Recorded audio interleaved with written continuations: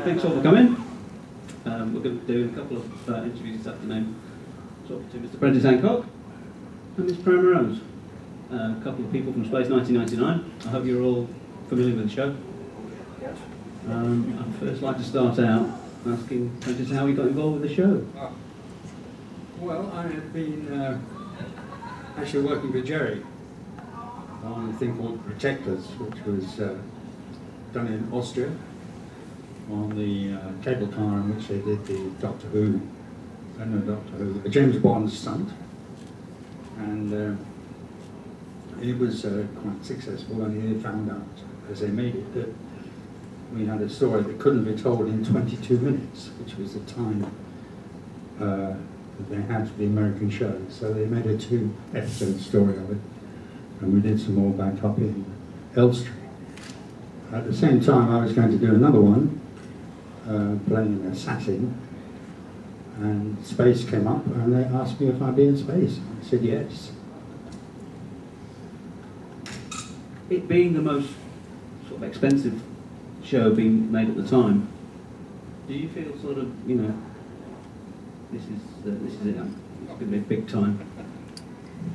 I walked onto the set, which was, I suppose, about the size of this, probably a little bigger than this room, which is big for a film set. This sort of square, if you like, was main mission, and then beyond that, it opened out into Koenig's office. And I walked on and I said, we could be doing this in wheelchairs one day. And the other Alfred, whose name was Lon Satin, I think, who was a bit naughty with the ladies and didn't last for more than 2 minutes, he said, yes, we could. And blow me, 40 years later, here we are. Yes, we've also got Pam Rose with us as well, who also worked on the series. What are your memories of it? You were more sort of a background character, but... I was a background character, and I was chosen to be one of the command centre crew. And I did 8 episodes between the 2 series, which was lovely at the time, but I did all sorts of things. I was in the medical, I was in the sitting room, I was in the command centre. So had all the different outfits, which I wish I'd have kept, because today it might be worth a few bob, and I wouldn't be able to fit in it. We don't think you've changed that much at all. What was your first job with Gerry? You worked with Gerry as well? I don't remember. I'm terribly sorry, but I don't remember that. In those days, you get the call, you go down, you get changed in whatever outfit they want for the day, go on the set, do your thing, finish, off you go. So I don't really have any deep memories. But seeing the pictures now, I have a lot of old friends who are on it, and unfortunately some have gone and some I've had no job trying to find them. What was it like working with the main cast, bearing in mind one of them standing here? I don't actually remember working with Prentis at all. You were more season 2, is that right? No, I did both, but I don't remember Prentis. So But your career stretched over more than just the Gerry stuff too. You were in several feature films. I did. The first film I did was Oh What a Lovely War, which was in Brighton. And before that I danced on Ready Steady Go. Not that anybody here would remember that. And I did modelling. And I've sort of been in and out of the film business and done other things. But I suppose one of the biggest things that has now turned up is Star Wars. And when I retired 7 years ago, I found out that people were looking for the characters in Star Wars. Started doing the memorabilia shows and things, and was astonished to be told by somebody in France that I had actually had an action figure out. And nobody told me it was coming out, nobody told me where to get it. But now it's very hard to get. And if you want to see one, I've got one on my table. So. And if you've got enough money, you can buy it. The culmination of the height of fame is if you have an action figure made after you've made it. Well, the funniest thing is, when I did the film, I was called Weird Girl, and then it was changed, don't ask me when, to Lisa Syrian. And when they made the toy, which came out in November 2009, it became Lisa Serlin. So I think the Orientals, when they made the toy, couldn't spell the name, or they did misinterpret it. The I went to an L, so now I'm officially Elise of Surlin. So that's been quite fun anyway. You just mentioned you retired there. Bearing in mind that Star Wars, it looks like it's being resurrected with the original cast. Do you fancy your chances? Not with that head I had to wear. But it was 3 hours in makeup every day, 2 hours to put on, 1 hour to take off. And I think now I don't want to be waxed every day when they pull it off at night. And I don't think I'd want to wear a leotard and riding boots anymore. You have to suffer for your art. We wouldn't mind seeing that, would we? The legs are still okay. Somebody asked me last week at a show, they were looking at one of the pictures of me, and I'm relaxing on the set with my legs up. And this woman said to me, "Ooh, I bet you wish you still had legs like that." So I stood up and went, "I have." Mind you, I did shut her up quite quickly. Prentis, how did you get on with Martin? Did you find him easy to work with? Martin was a treasure. I say that because I saw him in Los Angeles in October. He turned up unexpectedly and did about 2 hours on stage, and he was just spectacular. I was caught on film saying hello to him as I saw him originally, and I just saw this man and I said, "Hi, Commander," without thinking. And he said, looked at me, and he said, "It's fabulous." He hugged me, he then gave me a kiss, and that was just, it was just magic. And then 2 hours after he left, Barbara arrived. And we went through the same thing all over again. It was as if nothing had interrupted us from 40 years ago. We just carried on as before. It was truly magical.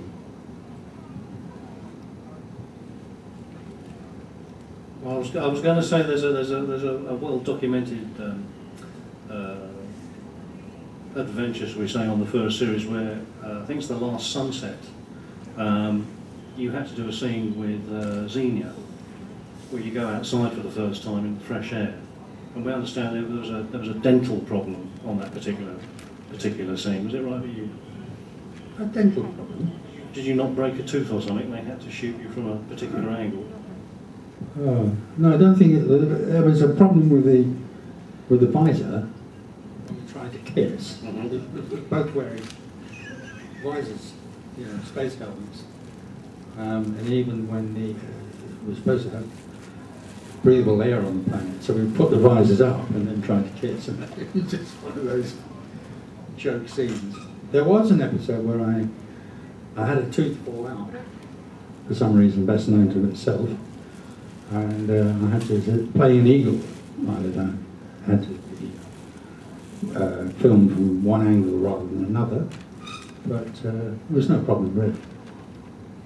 How did you find working with the rest of the cast, not just Martin, but the rest of the cast? Were they all fairly easy? There's no divas on board, or? There were no divas as far as I remember at all. One of the happiest shows I've been on, in fact. I get rather sick and tired of people who are always looking for problems. Did you get on with so-and-so? And in my experience in the business, it's been one of the easiest ways of life and people getting on together I've ever met. And there was none at all. Both Martin and Barbara were sheer professionalism. Barry Morse was a professional. And the regular cast, everyone got on. And on, through 24 episodes. It's nice to hear. I don't think there were any divas there either. It was very easy. Everybody did what they were told. It's fantastic. It's the best working environment, isn't it? Absolutely. Well, if you fitted in because they've asked you back again. Well, that's funny enough. That's leading on to one of the other questions. Sort of famously, Paul Morrow was kind of written out the second season. How did you feel about that? How did that come about? How did it come about? I don't know. Can you hear me? Okay. That's right, I've got this one. I don't know how I felt, because I was sitting at home one day in 1976, that hot summer. Phone went, and it was Nick saying, "Where the hell are you?" And then I put the phone down on Nick, and phone went again. It was Xenia. "Where the hell are you?" And then I realised that they were doing space again. It didn't sink in. I look back on it now and I think, well, I was covering up quite a lot, because obviously it was a big blow not to be asked to do the second series. Then I learned that they hadn't asked Barry, but then, you know, it sort of developed from there. And I think what you do is, what I did was, you sort of go into a professional routine. I mean, what the hell do I care? They've made savings on the set. They've done this, they've done that. Had I seen the second series scripts, I might well have said no anyway, because for my money they changed it from us running, albeit quite an exciting but still a power station. Now, one of the most boring places in the world is a power station, because all you get is guys going click, click, click, click, and sitting down for an hour or so, and then going click, maybe. China syndrome before it gets interesting. So I didn't think too much about it. Over the years it's been interesting to have learned some of the history and some of the things that some of the people involved got up to. But here we are, 40 years later, 40, still enjoying it. And I've been privileged to be invited to conventions all over the place since 1979. I think was the first one I went to in Pittsburgh, and I've had a rare time and made a lot of friends. So who knows where space is going now? Do either of you get a little bit overwhelmed or surprised at the sort of following that a lot of these series have and how popular these characters are? Completely overwhelmed, never realising that everybody wants autographs, pictures, they know everything about you, more than I knew about myself. As I said, I had 2 pictures from Star Wars that I was allowed to take because my father was ill, and now I must have about 50, and there's people around the world sending them to me, and like medals and badges, and it's been fantastic. Thank you. I imagine it must be quite nice to sort of, even if it's just a relatively small part, it's just nice to be part of that, for people to remember you and appreciate the work that you've done. Well, it's nice to meet people, you know, that they take an interest in something that you've done, as we say, 37 years ago it was Star Wars, and before that it was Space 1999. And what amazes me is the youngsters now coming in, whether it's the father or showing them the videos and things and getting them all interested in, but you get all the kids and, you know, they're so excited to meet you and chat to you and have pictures. That's a nice part of it. And again, Prentis too, you have the same thing where you've got sort of various groups of fans who appreciate your involvement because of the connection with Doctor Who as well. Yeah. Generally speaking, I'm going to put you on the spot here now. How do you find the fans? Do you think that they're generally very appreciative? Very geeky, very weird, geeky. pretty geeky? You're really geeky. Oh, no.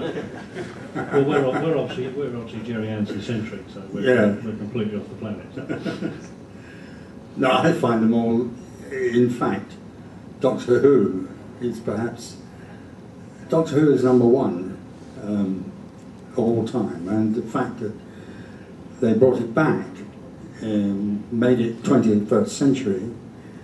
The change was beautifully segued between the first series and the classic series, as we like to call it, and the modern series with Billie Piper playing the girl. It just sort of worked its magic into the 21st century.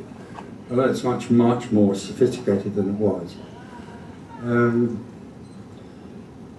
As far as the fans are going, well, it doesn't really matter whether you follow one or the other, but I'd say that space is definitely my favourite. This is a space convention, isn't it? Mostly. I was going to say, you obviously with Doctor Who and with Space 1999, but you've obviously appeared on a lot of other TV series as well. I mean, how long had you been jobbing before this? Had you been sort of acting for long before you got involved? Was Doctor Who before Space? It was before and after. Yeah. Before, two before, two after. You were a very familiar face on television. I'd started in professional acting after Rose Bruton's train in 1966. So this started in 73 until 75, longest show I'd ever been on. But I don't know, when I went to Los Angeles, there were 160 covers sold for the convention. At the same time, I noticed that there was a London convention, first time ever, of that other thing, Star Trek, or what was it called? They had 30,000. 30,000. So I think this is smaller, more refined, more a nicer breed person. I personally find this with the conventions, the American conventions, they tend to separate the artistes, shall we say, from the people. It's very much more kind of a money-making operation, where the British conventions seem to be more personal. Do you like the fact that the British generally treat you more like a human being in the nicest possible way? Yes. Yeah, I have sat in the Bluebird Cafe, in the King's Road, around the corner where I live. I would never normally go there because it's a tourist attraction and it's for tourists only. And I was with a singer called Pam Rose, who died a couple of years ago. He was very big at one time, but actually having a coffee with him in this cafe was a nightmare, because all he did was sort of share what he was thinking with the rest of the cafe. And I was there as a foil, and really what he said had nothing to do with real life, but that was Tim on the show, doing his American thing. Do you find you get recognised when you're out on the street? Do you get bothered by people, or they generally sort of, like, you sense that they recognise you but they're polite enough to sort of not bother you? I was on the tube going home I was doing a degree, Open University degree about 10 years ago, and I was knackered, and I got on the tube and I sat opposite. This young man was watching me, and he leaned over and said, "Are you Paul Morrow?"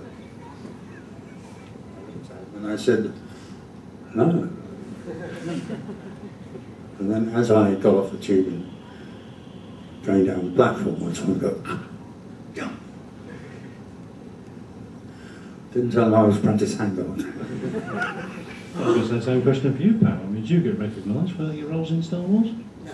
Not at all? I'm sorry, I didn't mean to ask the question, I'm sorry. Now my head has gone down and I've got hair on it, so I'm very grey, so nobody would recognise me. Maybe the eyes, but I don't think so. Can we ask if anybody's got any questions? Yes, that's a point, yes, ask it. Sorry, where you're monopolising on It's this. supposed to be a question and answer session, actually. Okay. Yeah, if anybody's got any questions, We've got a chat here. Yes. You work the crowd out, and I'll do that at the stage. Go on. In the episode Breakaway, you see all personnel pushed to the floor, and you see the hands all wrinkly and heads. Did they do it with a blower or something, or how did they manage to get the idea of the gravity? Aging? What? Aging? Yeah, the gravity on the episode Breakaway. Oh, we were talking about the sort Yeah, of faces. yeah. Oh, Yes, yes. yes. Well, this was compressed air, wasn't it? I can't remember. They didn't use it so hard in Space 1999. Yes, yeah. the first episode, the moon breaks out of orbit, and you see all personnel lay down on the ground, being forced to the ground. No, it's just acting. Yes. Skilled performances, you know. Also the wrinkling of the skin and so. I don't remember all this wrinkling of the skin. I've got it now. Yes, no. Well, if you say so, yes. Okay. Okay. Don't forget that we're only seen in a small minority part. And then this is before the special effects and everybody else is patched in together. So if I work in the command centre, I don't have a clue about what is happening with the rest of the episode. Okay, So, yes. you know, and we don't see all the special effects and things like that. Yes. So Okay. how they do things, Yeah. a lot of it we don't know. Okay. Anybody else? Questions? To both of you really, how many other jobs have you had kind of in the business? I imagine you've probably both had quite a few, but I'll leave you to tell that. Well, I've done about 400 different things, but I've been in and out of the business. I've been an air hostess, I qualified as a chef, I've done modelling, and I ran a casino in London for about 20 years. And this, I retired 7 years ago, and this is how come I've started doing the conventions. So I joined my old agency, and she got fan mail, which was like, what? Because as I said, I was more of an extra. I did small parts, but more of an extra than an actor. So that's how it all started. Did you ever sort of aspire to being seen more than you were, or were you just sort of content to be the extra? The idea of to be a good extra, we were called background artists, and the idea was to be seen nowhere. Because at the end of the day, when you went to be paid off, I said, who are you seeing? No. Right, 7 o'clock tomorrow morning. The next person, were you seeing? Yes, I was sitting next to the artist. Not tomorrow. So you tried to keep in the background so that you can be seen in the restaurant or walking down the road or in a car. It was more of a job than to be famous something. I'd actually back that up, because there was one or two extras who, on the BBC, became very, very prominent, and they soon stopped working. And so actually a good extra was one who kept themselves to themselves at the back of the crowd, if they really wanted to work. Anybody else? Here.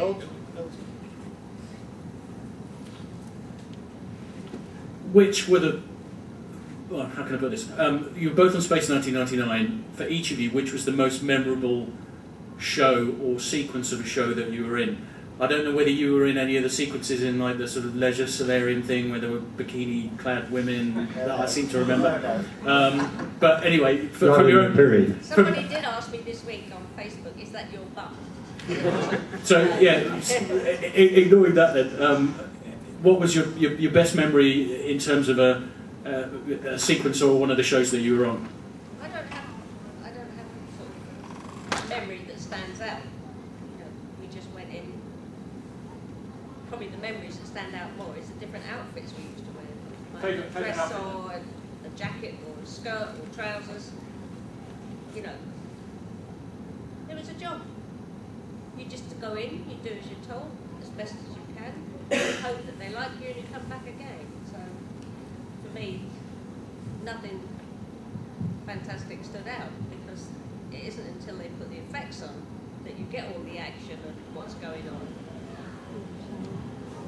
Black Sun, I would think, is the favourite episode, because it, you know, just showed us off duty, facing up to reality, and, you know, those things that human beings have to do in television series without the fun and games of another episode. We're just ourselves. And I think one of the defining moments is before Morse, Barry and Koenig have their sort of scene together, that they dismiss me with something like, he's a good man, that Paul.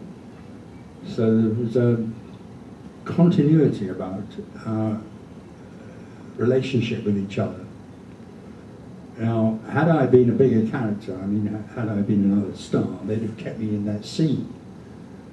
But I was second rank, and fine, that's the way the series was, but I was also part of the command structure. So I never really went against what was going on, because my loyalty was to the commander, not Nick Tate would sometimes take him on, but he was an outsider flying a spaceship around the place. So my loyalty, as I said, was to Koenig and the way the ship. Because if Koenig had gone down, I took over. So there's never any question of me going against the grain. That's it. How well defined was the character? Because presumably there's not too much written about it. It kind of develops throughout the series. But Paul does come across. We learned later on in the series that he's lost his parents, but he does come across sometimes as sort of slightly angry or a little bit of a hothead for the situation he was in. Was that something that just developed, or was it just to sort of try and introduce a bit more drama into it, or how did that come about? How did you see the character? Well, I didn't see him as a hothead. I'm quite surprised by that. So maybe it's part of me, or part of me then, and there was a sort of anger. But there was one occasion when Johnny Byrne was on set, and he seriously didn't like the way I played something. And I should have lost my temper according to Johnny Byrne. There's no indication that I should do so in the script. And that would have cut against what I just said, that I'd be loyal to the commander and to the command structure. I saw myself as the centre of the storm, and that we would all be raging around. But, you know, you always had some calm and distance from what was going on with the guy in the middle. He was also the centre of all communication. So that's how I saw it. It's slightly nebulous, because that was the nature of the piece for me. Going back to the Black Star, actually, that sequence there, I believe, playing the guitar, that was your personal guitar too, was that right? That was, yes. They were very pleased I brought it, because nobody else had thought to bring one that morning. Yeah. Was it written in the script? That was all improvised. I mean, I wanted Barry Gray royalty, really, for the melody. The song was a very old English folk song, very naughty one, which we all sang really, very blithely and very infectiously. Any more questions from the audience at all? What lady over here? Yep. Jump in there, man. Was there much improvisation on Space 1999, or was it all very script-driven? All scripted. I say improvisation, that was the music and that's the nature of it. We sort of banged out the whole thing while then it was all cut together. But no, generally it was scripted. This gentleman at the front. Pam, when you walked into the model room this morning and you seen the command centre replica set, did it bring back any memories? Did it make you want to act again? How did you feel? Bearing in mind, as a fan, you've got to say the right thing. Right, how I came to be here is I saw it on Facebook, and that's how come I got invited to come up today, so I was very impressed. I was just hoping you wouldn't make me wear those beige trousers again. The weekend isn't over yet. Well, I'm only here today, so... Darryl, go and organise that, will you? Yeah, we'll get it. Thank Thank you. Any other questions from the audience? No, the gentleman in front of you. Oh, I was well at the back there. Oh, several. Hi. There seems to be a renaissance of remaking things in general. I was just wondering what you would say to anyone who wanted to remake Space for today's audience. How would you say to do things the same, and what would you have done differently? It's definitely one for you, Prentis. Well, I didn't go to see him, but there was a man in Los Angeles who claims he has the rights to do it again. And he was in Los Angeles to get an opinion from the fans, from anyone he could, as to what those plans would be, his plans. And what they couldn't pin him down on was having the story set in the moon base. It was more likely, they thought, reading between the lines, that he was thinking of having a spaceship or something. To me, that would be wrong. That I think having the moon blasted off from the dark side, you know, give or take, was a brilliant idea. Anything could happen in space, on the planet. You could break all the rules, you could have what you like, but at the heart of it was the feeling that 300 people, gradually lessening in number, were surviving against the odds. That was the core of the series, and I think to lose that would be to spoil the essence of the series that you love and that fans love, the essential story. The gentleman behind you. Thank you very much. First thing I wanted to say was to Prentis, I saw your character the way you saw it. If that's any consolation to you, I think the gentleman next to you didn't quite see it the same way, but I totally get what you said there. What I was wondering was, would anyone agree with me? I love Space in 1999, it's my favourite programme, but even as a 10-year-old, once the switch from Series 1 to Series 2, and characters just ditched and then brought in from absolutely nowhere, and the audience are expected to accept that. And you know, little things like wearing jackets, and you know, it's a daft thing, where there weren't them before. I must have been, as a 10-year-old, I felt my intelligence was being insulted a little. Was this to do with Fred Freiberger being brought in? Yes. Just as I suspected. I mean, he to his credit. Would you agree with me that it was a bit naughty to do those things? Sorry? Would you agree, as I say, even as a 10-year-old, I felt a bit, you know, I'm not thick, why have you ditched some of my favourite characters and brought in people who were clearly not on the base before for the previous 20 odd years? Unfortunately, he passed about 9 years ago. He did turn up in, I forget where, somewhere in America, at one convention to justify his position, to defend it. A very angry group of fans really tore him apart for what he did. He was a jobbing producer, out of work, because Abe Mandel said, why are we using him if he's free? Because if he's free, he's not working, therefore why are we working with him, you know? But he came over and he seemed to take the show over. He did. At one time he picked up the phone and he said, we want monsters on the show. So Monsters ain't had 2 weeks later. Monsters because Hollywood wanted monsters that week. Simple as that. He just obeyed whatever was the current trend on the transatlantic telephone.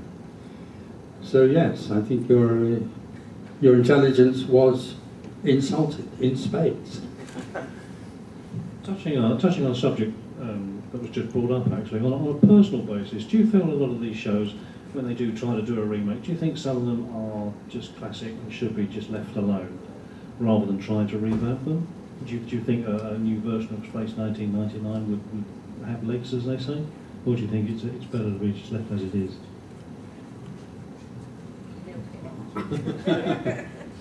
Yeah, I think that is an answer, Milky. And I think the other answer is, it's 40 years since that production was made. There's no way you can replicate it. And the second series doesn't replicate the first.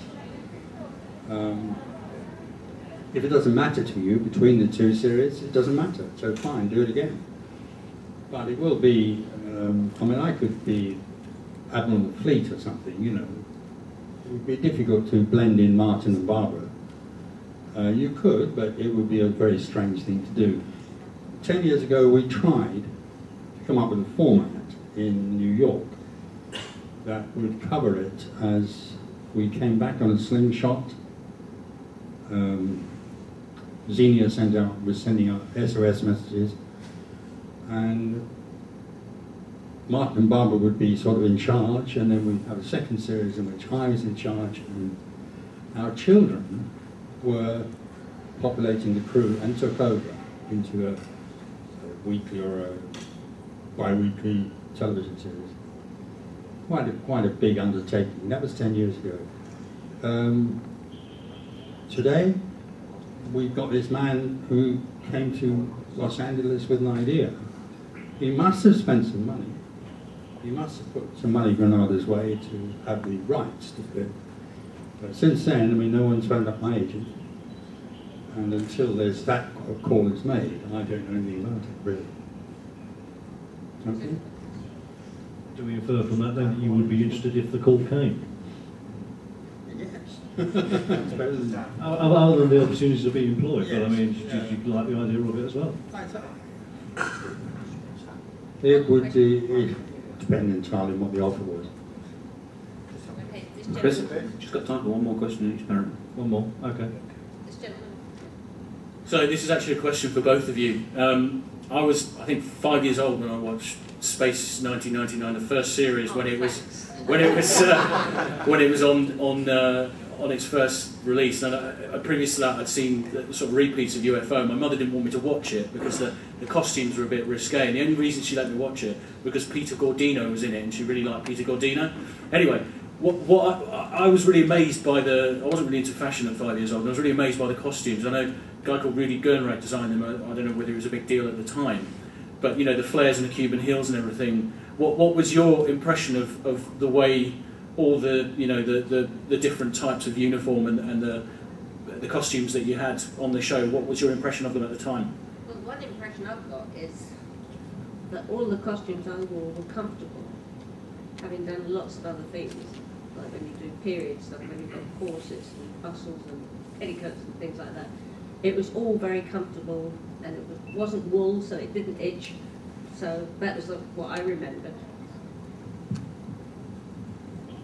Yeah, it's difficult because the first year there was less variation in costumes than there was in the second series. There was something about it when you saw it all brand new and a bit like Metropolis or one of those television series or films. Always in science fiction you find that they put you in a costume which everybody looks the same, and that is fine, but it's hard doing 24 episodes like that, because in real life you want to be able to undo your shirt, you know, roll your sleeves up, do something. So actors rely on being able to change their appearance in that way. Black Sun, there was a good example of wearing polo necks underneath the space costume because it was getting cold. So that is an example of what I mean, having variable costumes. That was a difficulty. The red sleeve, for instance, or the black sleeve as that gentleman has. That's purple. Purple. Purple. If you're standing in the shadow. There's no rhyme or reason except fashion to have that sleeve with a zip down. And you used to wonder about that. Otherwise, fine. Okay. We got time for one more question? Are we going to cut it there? Or? I think. Anybody else? No, that's about it. Sorry, right. Well, ladies and gentlemen, please show your appreciation. Oh, hang on.